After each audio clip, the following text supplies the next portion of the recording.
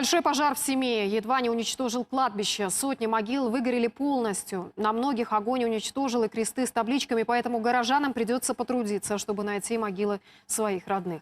Кладбище это действующее, на нем продолжают хоронить. Загорелась его старая часть. Люди, которые заметили густой дым, пытались потушить пожар, но не смогли.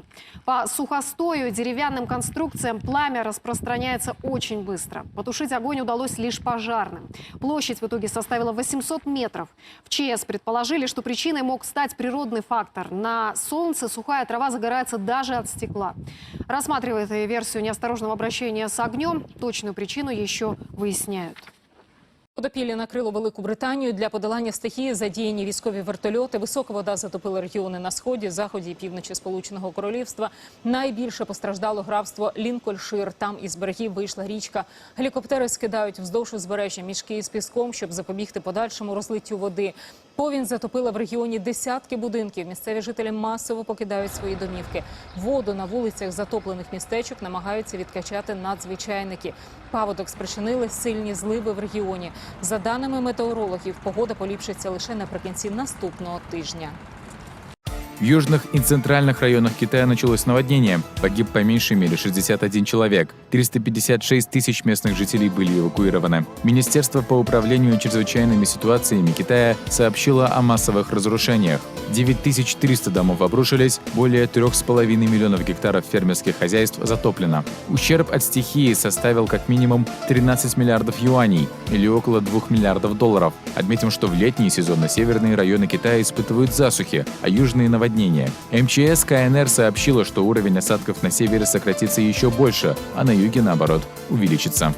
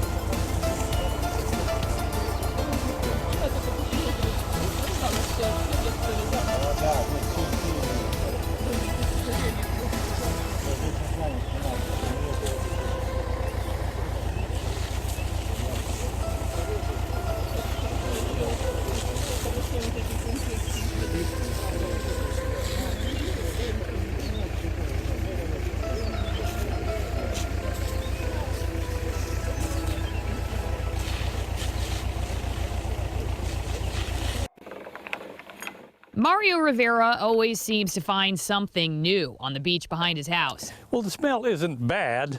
It's very intermittent.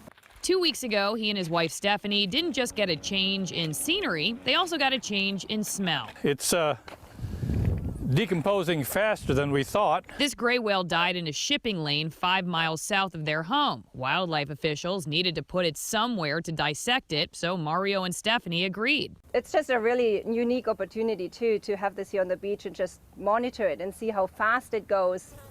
About 30 gray whales have stranded in Washington so far this year, the most in about 2 decades. Sinking the whale in the water requires a costly permit from the EPA. So NOAA is looking for private landowners with beachfront property willing to let the whales decompose in their backyards. It's not that bad, so that's why we're hoping other landowners would do this. Private landowners stepping up would be fabulous. That would really help a lot because we never know where it's going to land. Betsy Carlson works with the Port Townsend Marine Science Center, and she says wildlife officials expect even more dead whales before the year ends. The federal government has declared an unusual mortality event after 70 gray whales have washed ashore dead on the West Coast. With the unusual mortality event of these gray whales, we know more whales will be coming in, or there's a high likelihood that more whales will die within Puget Sound and out on the coast. Most of the whales appear to be skinny and malnourished, just like this one, which was a 40-foot adult male. Mario and Stephanie are also helping officials experiment with using lime to speed up the decomposition process. And the lime appears to be working. It's decomposing